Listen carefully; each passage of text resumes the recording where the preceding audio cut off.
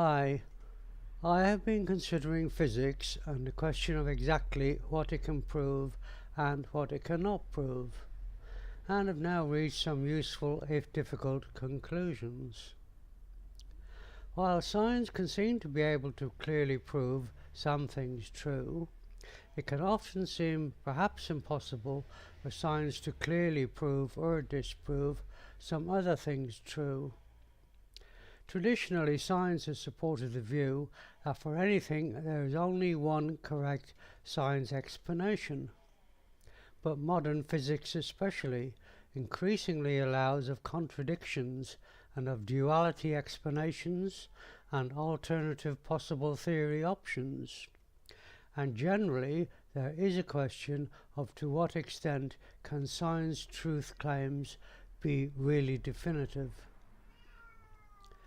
Science chiefly rests on two things: on science experiments and on science statements or theories, generally relating some causes and some effects. As in the title of William Gilbert's 1600 De Magnet, with both argument and experiment proofs. The basic physical forces like gravity may commonly involve single causation, where some one cause event always gives some one effect, although nature, especially outside basic physics, can often have effects requiring combinations of several different causal factors. So consider the basic physics experiment or event of some body B moving relative to a body A. The two people making different statements regarding this one event or experiment as 1. A moved B.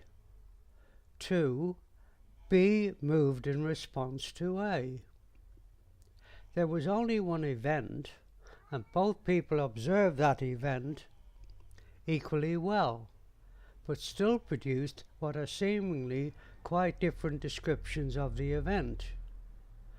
They do both imply something happening first in body A and being followed by some motion in body B, so that both have a similar timeline. But statement 1 implies A being the active agent pushing or forcing an inactive B, while statement 2 implies B being an active agent somehow deciding to itself respond to a basically inactive A.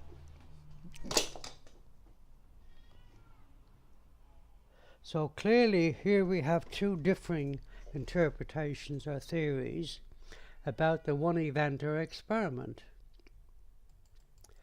If one of the above statements is actually true and the other is false, how best can we decide which is actually true? Clearly, we seem to need to know more about the event, because it seems that just a single motion cannot decide between the two statements. So let us think of some possible alternative forms of the event or experiment. First, consider two billiard balls, A and B, with first A moving and seeming to hit a stationary B, which then moves.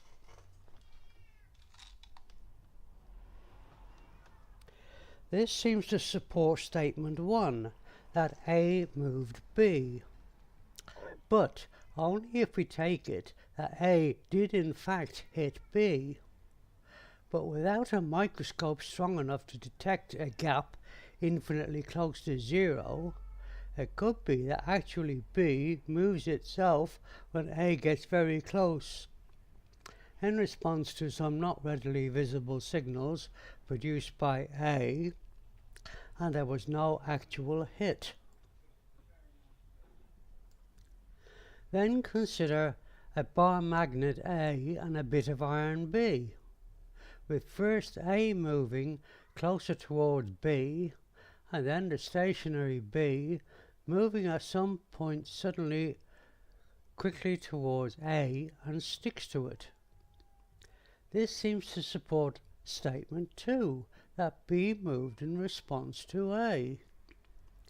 It seems in response to some not readily visible signals produced by A, but only if we take it that A is not producing some non-readily visible pushing field or continuum ether that is hitting and pushing B. Each of the two above experiments can really support either of the two alternative theory interpretations, though each may seem to somewhat favour a different interpretation and different science statements or theories. Now, there are cases where two seemingly different statements would widely be taken as meaning exactly the same, as with 1. A causes B, and 2. B is caused by A. Yet if used by different people known to support different physics theories, then some might take these still as having different intended meanings. These might be called ambiguous statements.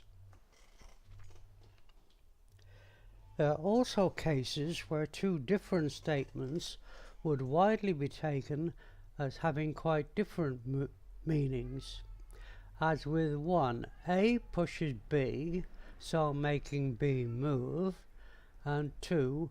B responds to A by moving itself. Used by different people or the same person, these two statements are unlikely to be taken as having exactly the same intended meaning. These might be called unambiguous statements. Now, while Einstein could see a light experiment indicate a light being of a particulate or quantum nature, some scientists see other light experiment indicating light having a different continuous wave nature. And there are other cases where science experiment clearly allows of differing contradictory interpretations. But nature itself cannot have actual contradictions, so a well-defined valid science theory that can be true cannot include contradictory statements. So if science experiments can yield different contradictory valid interpretations, then they can yield valid different contradictory well-defined theories, any of which might be true. This seems the only real way that contradiction can have a place in science, and basically leads to an extension of Newton's black box science theory, allowing multiple alternative hypotheses options only as outside science, as some general image theory, allowing multiple alternative theories only if valid. See newsciencetheory.com general image theory for more on this. It may be that some interpretation of 1,000 experiments seem all to support theory A, while some one interpretation of one other crucial experiment seems to support theory B rather than theory A. From this, some will take the one experiment as proving theory B and disproving theory A. Disregarding the massive experimental evidence may be justified on the basis that for theory A to be true, it must hold in every instance, so that if failing in just one instance disproves it. Of course, theory A is probably intended to hold only under some set of circumstances, as in the absence of interfering forces, which may or may not have been fully specified, and whether the crucial experiment is or is not fully within such circumstances may not always be clear, so that this kind of claimed science proof can certainly be doubtful. It can be claimed perhaps that this is the basis of some possibly doubtful claims for Einstein theory against Newton theory, for example. Hence the seemingly simple phenomenon of light diffraction, taken as supporting maybe a wave theory or taken as supported maybe a probability theory, requires the dominance of solid edges and their possible undetermined proximity forces. And some areas of space with strong gravity fields may also have strong magnetic or other fields as well, confounding some claimed effects. Commonly, many science experiments do involve some not fully specified factors, whose effects are not fully known and may tend to lead to false interpretation of some experiments that can offer false support for some theories. But in actual science, there will often exist some majority of scientists sharing one theory that leads them to the same interpretation and the same meaning, even though the actual science experiments considered really support more than one interpretation, and so more than one theory option. This can easily lead to a science following one theory only, when one or more alternative theories might be equally or more likely to be actually true. In classics physics theory concerning the basic forces, as may be magnetism and gravity, there can seem to be two different basic types of possible interpretations and possible types of theory, namely some push physics or some action at distance physics. Proving any contact push physics theory of forces clearly requires being able to prove contact by definitely distinguishing a zero distance from an infinitely near zero distance, which needs perfect observation and measurement, but can never actually be possible.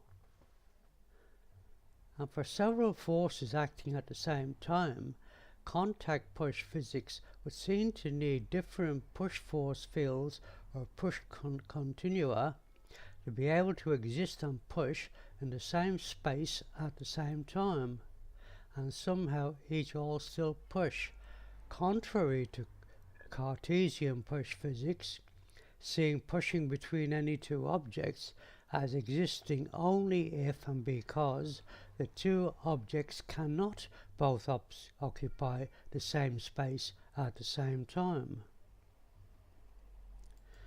Proving an action at distance physics theory of forces seems to be less impossible, though still may be involving some big difficulties, basically needing the active signals to be identified and preferably to be subject to manipulation for experiment.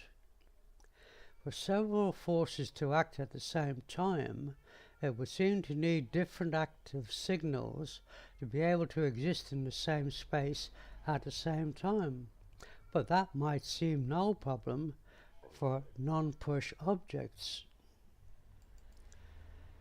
The inability to actually measure infinitely close to zero distances seems to make distinguishing actual contact from actual proximity repulsion an impossible task.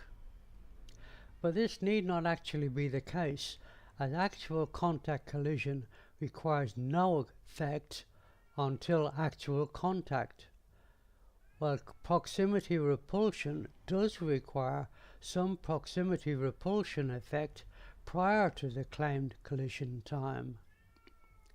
So if more powerful collider experiments involve no actual collisions, but merely bring collision objects to greater proximity, then at some point experiment results should give proximity effects that differ mathematically from actual collision effects. But collider experiments have probably not been looking there for such differences, and if they did produce some evidence against actual collision, they still need not be taken as definitely proving or disproving collisions.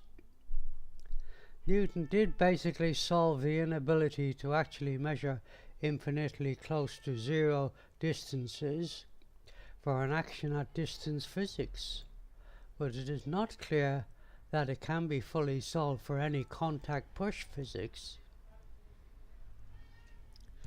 For explaining basic physical actions, science must require that there be at least one true theory, and might possibly require several compatible true theories. Now, most classical theories in physics seem to fall into one of the two broad classes of physics theories, as being either types of contact push physics as Galileo and Descartes, or types of action at distance physics as William Gilbert and Newton. This did seem a requirement of a classical physics theory, but seemingly not for modern physics theories, unless that is only due to them not being defined sufficiently accurately to determine such. Hence, in the continuum physics of Einstein, all physics action seems to derive from contact with his continuum, and all logic says that continuum contact should involve pushings, though Einstein himself insists that it could not involve pushings, but must involve some other unknown mechanism. Most who support it take it as really a contact push physics anyway, but avoid discussing that. But some other modern physics theories, like those based on probability, do also avoid supporting specific mechanisms. So the overall physics theories seem to fall into one of three classes. Contact push physics, action at distance physics, or unknown mechanism physics. But if a true physics must have a specified mechanism, then we are back to the classical two physics theory classes only, and a disproving of one of these theory classes would seem to be also approving of the alternative theory class, excepting only if some member of one theory class can be shown to be compatible with some member of the other theory class, in which case both might be valid image theories.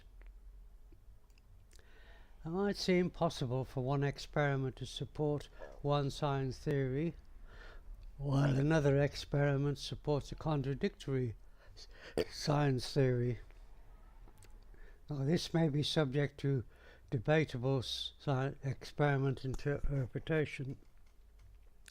Science may need to allow of some multiple alternative theories, if more than one can be shown to be valid, as in the mathematics being compatible at least to some extent.